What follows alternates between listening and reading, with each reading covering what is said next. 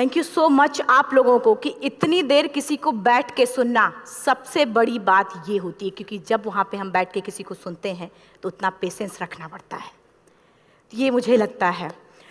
और एक्चुअली मैं 26 साल की हूँ।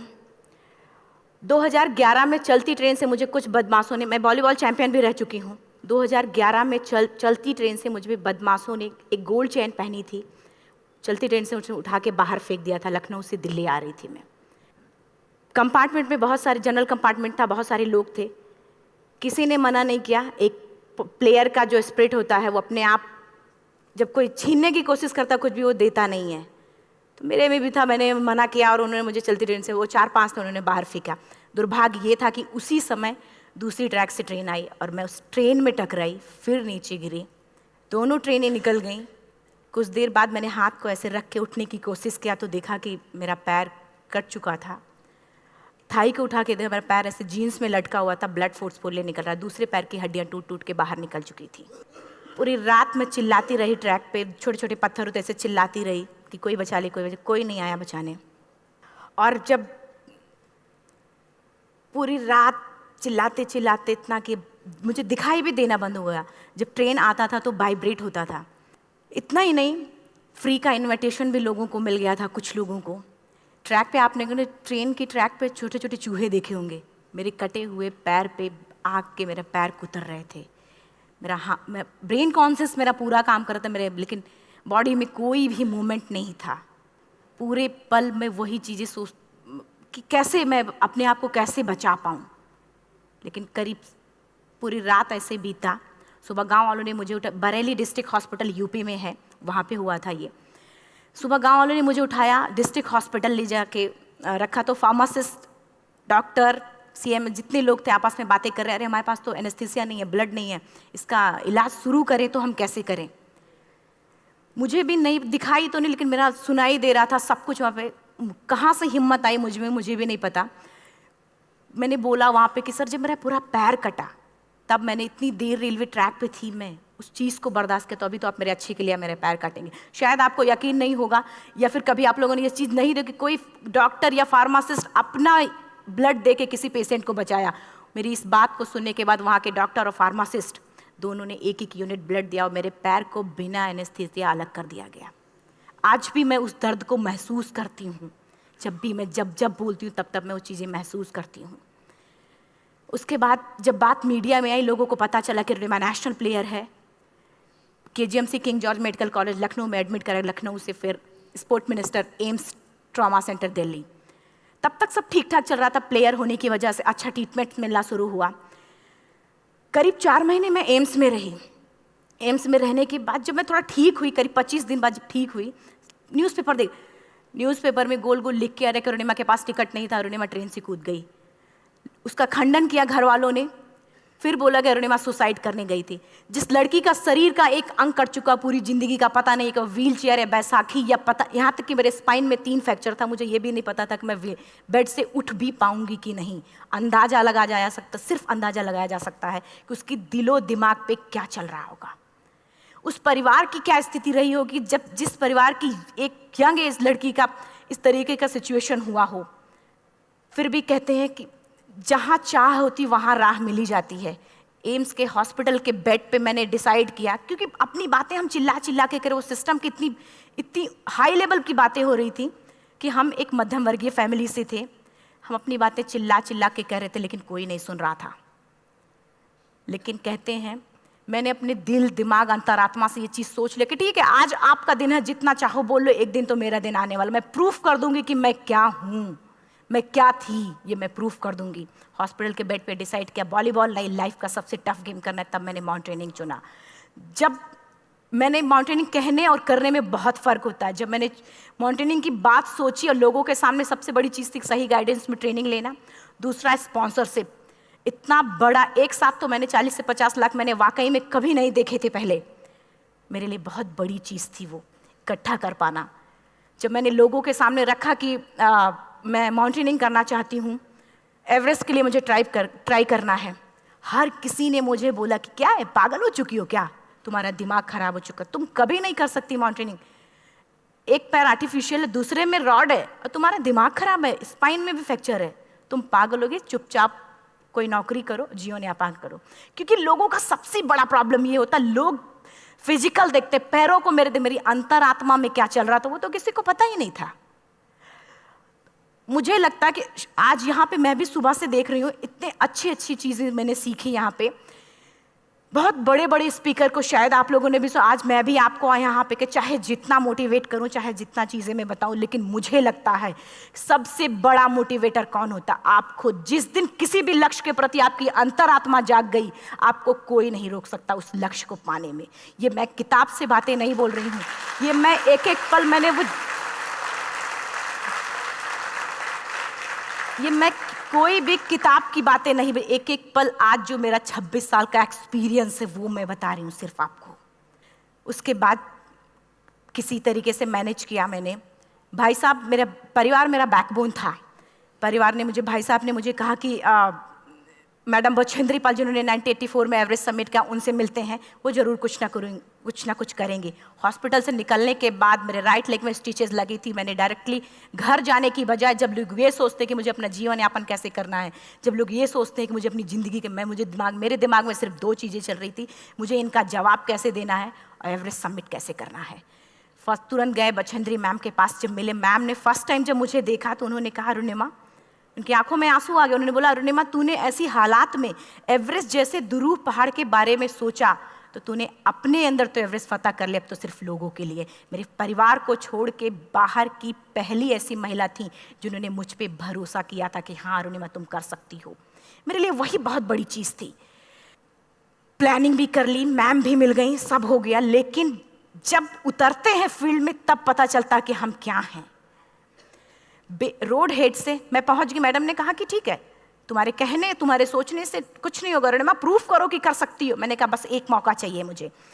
वाकई में जब मैं माउंटेन में पहुंची, रोड हेड से बेस कैंप लोगों को 2 मिनट लगता था, मुझे 3-3 घंटे लगते थे, क्योंकि मेरे राइट लेग की हड्डियां भी नहीं जुड़ी थी। लेफ्ट मेरा आर्टिफिशियल लग चुका था, लेकिन स्टंप एकदम रेड, उसका मतलब घाव एकदम नए थे। मैं अगर पैर रखती थी तो मेरे पैर से जोर से अगर दबा देती थी तो पैर से मेरे ब्लड आने लगता था। सारे लोग नॉर्मल थे वहाँ पे।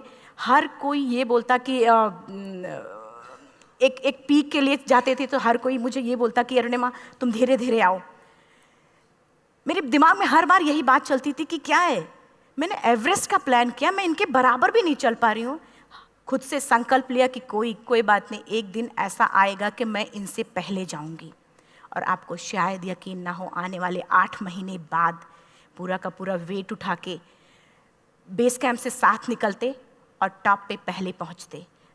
ऐसे करके देखते थे कि अरे ये लोग तो पीछे। खुशी होती थी। उससे भी ज़्यादा मुझे खुशी तब होना शुरू हुआ जब वो सारे लोग आके मुझसे ये पूछते, मैडम खाते क्या हो, बता दो, पैर नहीं है फिर भी कैसे चलते हो।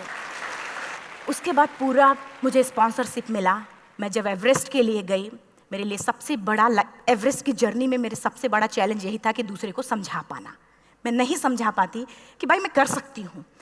जब मैं एवरेस्ट के लिए, शेरपा होता, शेरपा को जब ये बात पता चला कि मेरा प्रोस्थेटिक लेग है, आर्टिफिशियल लेग है, दूसरे में रॉड, बोला नहीं ले जा सकता, इसकी वजह से तो मेरी भी जान जाएगी। मैडम ने, हमने सबने कन्विंस किया किसी तरीके से। मन वाकई में जो टीवी में हम और उसमें फोटोज़ में देखते हैं, ब्लू और ग्रीन आइस, हिला देने वाला होता। जितना सुंदर दिखता उतना ही हिला देने वाला होता। जब मैं, हमारे ग्रुप में 6 लोग थे, रॉकी एरिया तक मैं सबसे पहले थी, लेकिन जैसे ही मैं ग्रीन और ब्लू आइस में गई, मेरा आर्टिफिशियल लेग स्लिप कर जाता था। फ्रंट पॉइंटिंग से, जब मैं फ्रंट क्रैम्पोन से फ्रंट पॉइंटिंग मारती थी, लेफ्ट से पेन होता था तब भी करते, लेकिन आर्टिफिशियल जैसे फ्रंट पॉइंटिंग मूव हो जाता, मेरा पैर ही मूव हो जाता था। शेरपा मुझे बोला नहीं हो सकता अरुणिमा, ज़बरदस्ती मत करो। मैंने कहा कुछ नहीं, ये मेरा पैर है, मैं जानती हूँ कैसे चलेगा।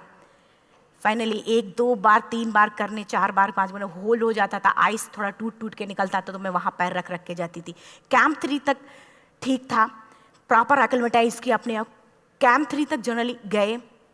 बात जब कैंप 3 के ऊपर की होती है, साउथ कोल समिट, अच्छे माउंटेनियर, अच्छे दिलेर के हौसले धरे के धरे तब रह जाते हैं जब अपनी आंखों के सामने किसी को मरता देखता है, और दिमाग में बात, जब जिसको डिसीजन मेकिंग, और जब दिमाग में बातें जब ये आने लगती हैं कि अरे जिस चीज़ के लिए हम जा रहे हैं उसी चीज़ के लिए आदमी मर रहा है, इसी चीज़ के लोग लिए मर चुके हैं। रात में क्लाइंबिंग, ज़्यादा से ज़्यादा माउंटेनिंग रात में की जाती है क्योंकि वेदर शांत होता है। जब मैं रात में निकली साउथ कोल से, कैंप 4 से, मेरी हेडलाइट जिधर ही हेडलाइट जा रही थी उधर ही डेड बॉडीज़ मुझे नज़र आ रही थी। मेरे रोंगटे खड़े हो रहे थे, मुझे समझ में नहीं आ रहा था कि मैं करूं तो क्या करूं। इतना ही नहीं, मैं जिस रोप में थी उसी रोप में जब मैं आगे जा रही हूँ और एक बांग्लादेशी, उनका हाथ हल्का हल्का ऐसे हिल रहा, मुंह से आवाज़ आ रही थी। मैं एक्सप्लेन नहीं कर सकती मुझे कितना डर लग रहा था। बार बार ये बार बार मन में आती, इसका ऑक्सीजन खत्म हुआ है, ये मर चुका है लास्ट सिचुएशन में, और हम कुछ नहीं कर पा रहे हैं, क्या करें। उसके बाद मैंने 10 से 15 मिनट सिर्फ मैं वहाँ खड़ी रही। मैंने सिर्फ इतना बोला कि अगर आप सभी में से सभी ने एवरेस्ट सबमिट कर लिया तब तो ठीक है, अगर नहीं सबमिट किया है मैं सबके लिए एवरेस्ट सबमिट करूँगी और जिंदा वापस जाऊँगी। क्योंकि जैसा हम सोचते हैं हमारी बॉडी उसी तरीके से जनरेट करना शुरू करती है। मैंने डेड बॉडी, क्योंकि जा ही नहीं सकते थे किनारे से, उसी रोप में वो एंकर है, डेड बॉडी को लांगी और लांग के जाना शुरू किया। हिलेरी स्टेप साउथ समिट के करीब जब मैं खुद पहुंची, मेरे शेरपा ने एक जोर से झटका मुझे दिया कि अरुणिमा वापस चलो, तुम्हारा ऑक्सीजन खत्म हो रहा है। हिलेरी स्टेप के बाद एवरेस्ट समिट है, थोड़ा चलने के बाद एवरेस्ट समिट है। अगर कोई आपसे ये बोले, आप अपने टारगेट के इतने करीब हो, अगर कोई आपसे ये बोले कि अरुणिमा वापस चलो, कैसा लगता है? मैंने भी यही बोला, सर क्या बोल रहे हो आप, मैं नहीं जाऊंगी वापस। बोला अरुणिमा जिंदगी रही, दोबारा ट्राई करना और एवरेस्ट समिट हो जाएगा दोबारा तुम्हारा। मैंने कहा नहीं, ये आप जिंदगी में गोल्ड चांस बार बार नहीं आते, लाइफ में कभी कभी आता है, ये आपके ऊपर आता, आप उसको पकड़ के रखते हो या फिर छोड़ देते हो। मैं अपना गोल्ड चांस कभी नहीं, क्योंकि मैं जानती थी मुझे स्पॉन्सरशिप बहुत मुश्किल से मिला, एक बार अगर मैं छोड़ देती दोबारा मुझे कभी नहीं मिलता। मैं बहुत अच्छी तरीके से जानती थी। मेरा फाइनली मुझे बछेंद्री मैम ने भी एक बार बात समझाई थी, मेरी माँ ने मुझे एक बात बताया था कि लाइफ में कभी कभी सिचुएशन ऐसी आती है जब सिर्फ आप अकेले होते हो, डिसीजन सिर्फ आपको लेना होता है। जहाँ पे भी होना, खड़े होकर हल्का सा पीछे मुड़कर देखना और ये सोचना कि आप एक एक कदम चल के यहाँ तक पहुँचे हो, सिर्फ अपना एक कदम आगे बढ़ाना, तुम देखना कुछ देर बाद तुम टॉप पे होगी। मेरे दिमाग में उनकी बातें वीडियो की तरह चल रही थी और सिर्फ एवरेस्ट का टॉप चल रहा था। मैंने शेरपा को पहले कन्विंस करने की कोशिश की कि भाई चल, कुछ नहीं होगा भाई चल। फाइनली जब वो नहीं माना, मैंने एक कदम आगे बढ़ाया, डिसीजन लिया कि नहीं जाना ही जाना है। आगे बढ़े, करीब 1 से 1.5 घंटे बाद मैं टॉप पे थी। और इतना ही नहीं, आज भी मैं जितनी बार बोलती हूँ उतनी बार मैं महसूस करती हूँ, मेरे रोंगटे खड़े हो जाते हैं, मेरा दोनों हाथ ऊपर करके जोर जोर चिल्लाने का मन कर रहा, कितनी जोर से चिल्लाऊं, इतनी जोर से चिल्लाऊं कि सबको बता दूं कि आज मैं टॉप ऑफ द वर्ल्ड पे हूं। उन लोगों को बता दूं जो लोग ये सोचते हैं, लड़की, दूसरे विकलांग, तीसरे मिडिल क्लास में, जो लोग एक बार हार के फिर दोबारा लड़ना नहीं चाहते, जो लोग हारने के बाद सोचते हैं कि हम दोबारा कुछ कर नहीं सकते, उन लोगों को मैं चिल्ला चिल्ला के टॉप से बताना चाहती थी कि नहीं, आप सब कुछ कर सकते हो, सिर्फ एक सोच की विकलांगता, हैंडीकैप आदमी यहाँ से होता है, यहाँ से नहीं। अगर यहाँ से जो आदमी विकलांग है तो नॉर्मल आदमी भी विकलांग है, जो अगर यहाँ से विकलांग है। चिल्ला चिल्ला के मैं बताना चाहती थी। मैंने शेरपा से कहा कि आप एक फ़ोटो खींच लो, क्योंकि सारे लोग फ़ोटो, अपना नेशनल फ्लैग का जो वैल्यू होती है ना, वो जब हम कहीं बाहर होते हैं तो पता चलता है। मुझे भी बहुत खुशी हो रही थी, फ्लैग को हग किया और बोला फ़ोटो खींचो। बोला पागल हो गई है, तेरा ऑक्सीजन कभी भी ख़त्म हो जाएगा, नीचे चल। नहीं, फ़ोटो खींच लो। फ़ोटो खींचा उसने। वो तो अगली बार इतना तेज गुस्सा हुआ, मैंने उसको बोला कि भाई वीडियो भी बना ले। 8848 की हाइट पे ऑक्सीजन खत्म हो रहा है, आज हम भी हंस रहे हैं आप लोगों के साथ क्योंकि यहाँ पूरा ऑक्सीजन है। और 8848 की हाइट पे जब मुझे शेरपा, कोई भी शेरपा को बोलेगा भाई वीडियो बना, तो परेशान हो जाएगा, पागल हो चुकी, कि तुम मर जाए, यहाँ मैं जा रहा हूँ नीचे। मैंने कहा नहीं, कुछ नहीं होगा, आप बनाओ वीडियो।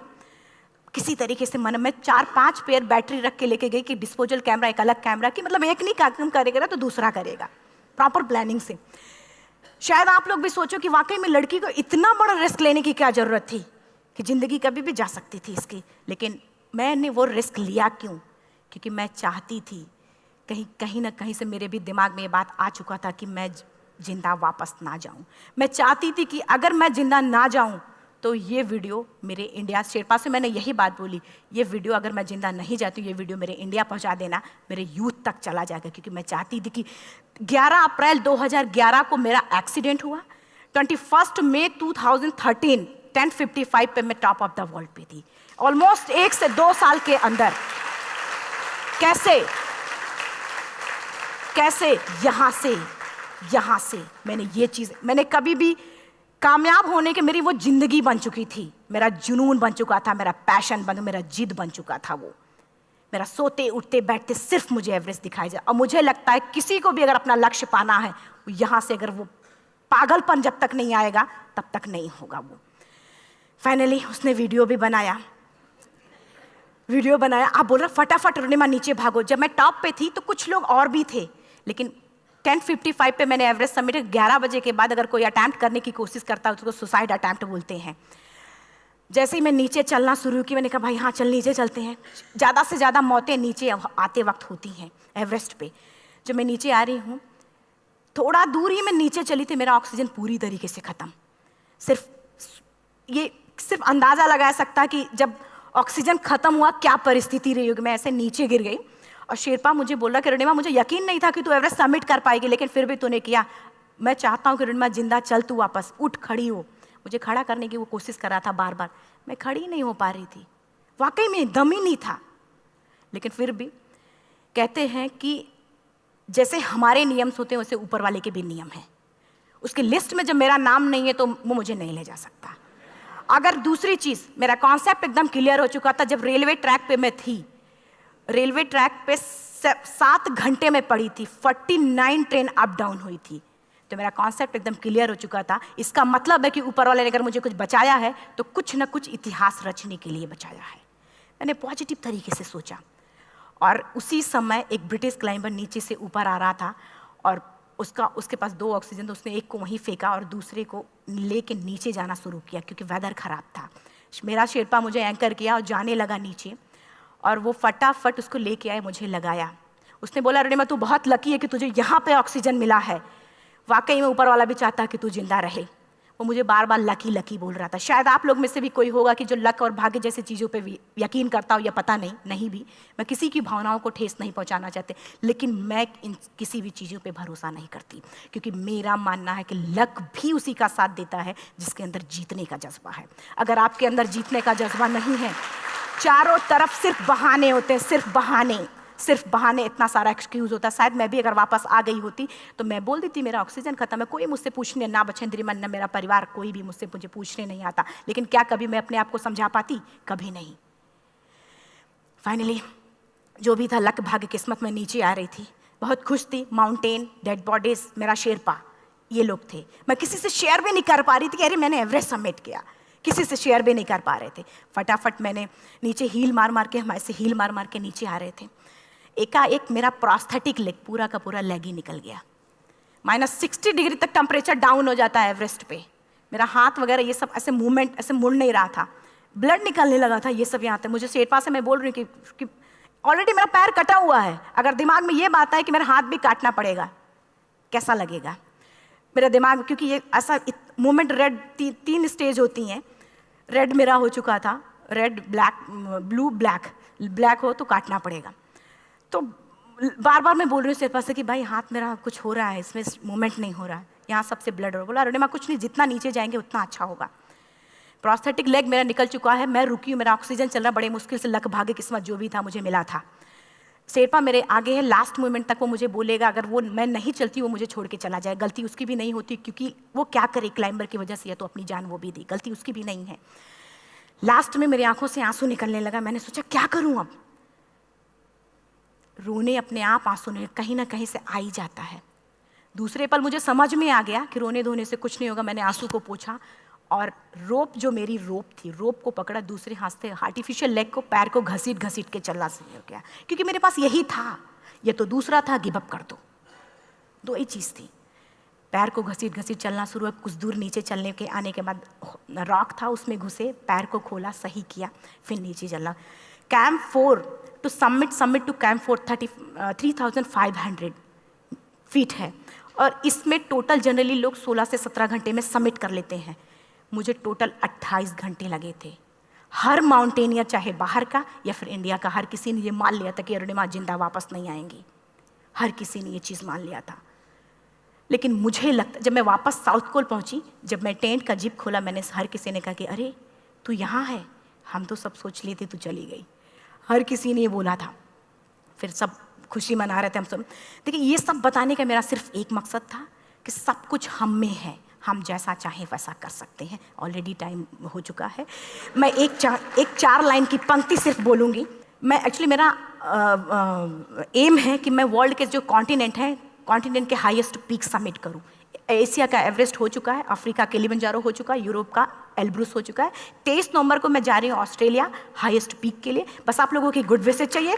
और 4 लाइन, अभी तो इस बाज की असली उड़ान बाकी है, अभी तो इस बाज की असली उड़ान बाकी है, अभी तो इस परिंदे का इम्तहान बाकी है, अभी अभी मैंने लांघा है समुद्रों को, अभी तो पूरा आसमान बाकी है। Thank you so much. Thank you.